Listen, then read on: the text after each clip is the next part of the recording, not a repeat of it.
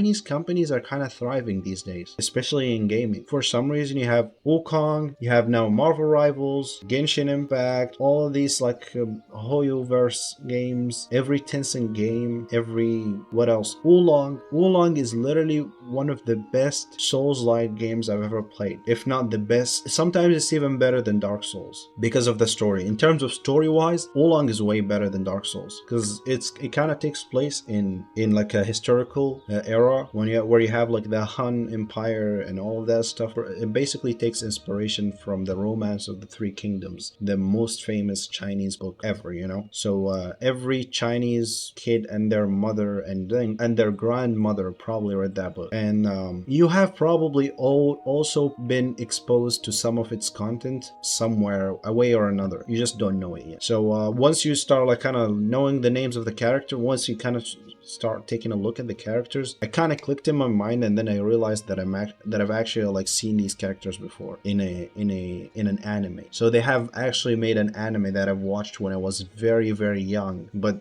the narrative was so distorted in the dub that I've watched when I was a kid. I didn't realize it was talking about that book. Yeah, so like it's a very known IP in China, and the game does the best job of displaying that IP. It's like the best adaptation of a book ever, in my opinion. Because in the book, it talks a lot about how strong Lu Bu is. And then you go and ask any Chinese person about Lu Bu, and they're gonna be like, oh yeah, Lu Bu is like the strongest man ever. You know, anyone from China, just ask them about Lu Bu. They're gonna be like, oh yeah, he's the strongest human that ever lived, or something like that, right? And then you play the game and you notice that he's actually the strongest boss that you've fought in the game, which kind of like gives you the first-hand experience of fighting Lu Bu. So now you kind of know when someone tells you like, oh, Lu Bu is strong, and you're like, yeah, I bet he's strong. I've fought him before, you know? This is a game changer for games, I think, in general, and especially how well it's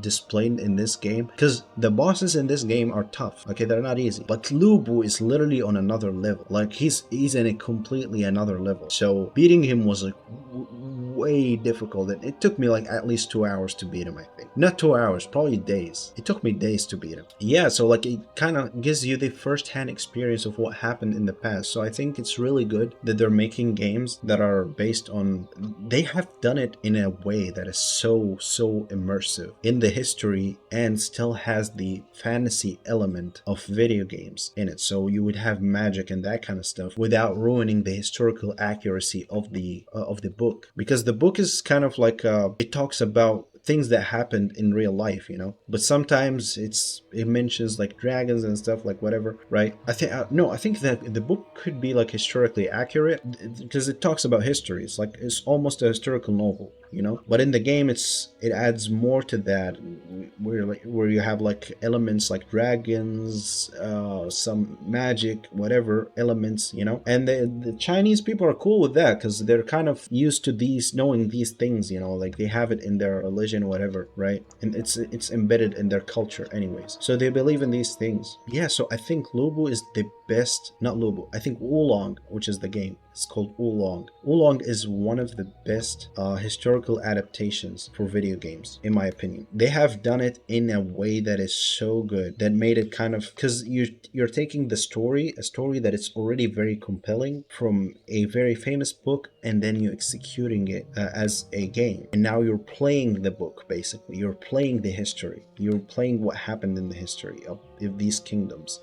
So you cannot, for example, you cannot save the Han Empire from its failure. You know, the fall of Han Empire is going to be inevitable. So in the game, even though you try to save it, it's inevitable and it will burn all to fire. And it did in the game. So you see how things like roll, and it is so beautifully done, dude. It's literally low-key one of the best games I've played. And this is just Wulong, a game that no one has played. And if you go to Steam, the reviews on Steam are pretty bad. I don't know why. I didn't get it. I was like, okay, I'm just gonna play the game anyways. You know, I didn't even look at it on Steam when I first got it. I got it from the Xbox. So I just played it on the Xbox platform and had fun playing the game, and then looked in Steam and it was like it had mixed reviews. I was like, what? And apparently it was like mostly for like technical issues, maybe. I also like had some technical issues in the game. There was like some lagging while I was streaming, but it wasn't like it wasn't that bad, you know. It only happened once to me, and that was